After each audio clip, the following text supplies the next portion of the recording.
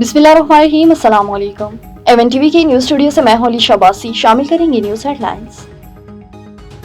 हज का रुकने अजीम वकूफ उर्फा आज अदा करेगा। लाखों आजमीन वादी मना में इबादत में मसरूफ आजमीन दोपहर तक मैदान अरफात में जमा होंगे। खुतबा हज इमाम काबा शेख सालिह बिन अब्दुल्ला देंगे। खुतबा दुनिया की 34 जबानों में बराह रास्त नशर होगा। आजमीन जोहर और असर की नमाजें एक साथ अदा करेंगे।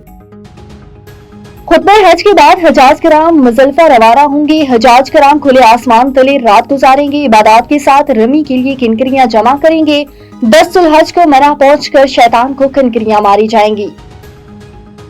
सलामती कौंसिल में गजा मुस्तकिल जंगबंदी की करारदाद मुस्तरद। करारदाद अमेरिका ने भेजी थी। सलामती कौंसिल में गजा करारदाद अमेरिका ने वीटो कर दी। 14 अरकान ने गजा जंगबंदी के मुतालबे के हक में वोट दिया। करारदाद की हिमायत करने वालों में पाकिस्तान भी शामिल था।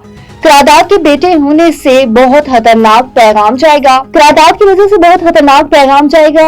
यासिम इफ्तिहार का सलामती कौंसिल के इजलास में खिताब। कहा, सिक्योरिटी कौंसिल में जंगबंदी में नाकामी तारीख में याद रखी जाएगी। इसराइल गजा में जंगी जराइम और नस्ल कशी का मरतकब होगा। गजा में सूरत हाल संगीन है। आलमी बरादरी को आगे आना होगा। वज़ीर-ए-आज़म आज सऊदी अरब के दौरे पर रवाना होंगे। इसहाक डार और फील्ड मार्शल आसिम मुनीर भी साथ जाएंगे। शहबाज शरीफ सऊदी वली अहद शहजादा मोहम्मद बिन सलमान से कशीदगी के दौरान हिमायत पर इजहार तशक्कुर करेंगे। और जंग के बाद सफारती महाज पर भी कामयाबियों का सिलसिला जारी। पाकिस्तानी वफद की अमेरिका कांग्रेस में पाकिस्तान ताक से मुलाकात। डेमोक्रेटिक रुकन कांग्रेस नामसवाजी जेक बर्गिमेन कांग्रेस पर्सन इल्हाम उमर की भी शिरकत। जनूबी एशिया में देरपा अमन के लिए पाक बॉर्डर 2.5 लाख होना चाहिए। भारतीय इकदाम के बाद आज दुनिया ज्यादा गैर महफूज है।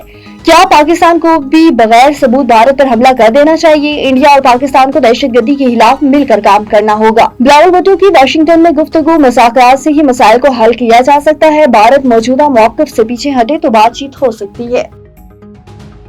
न्यूज स्टूडियो से फिलहाल के लिए इतना ही। मजीद किसी भी खबर से बाखबर रहने के लिए देखते रहिए A1 TV। A1 TV, सब पे नजर, अंदर की खबर।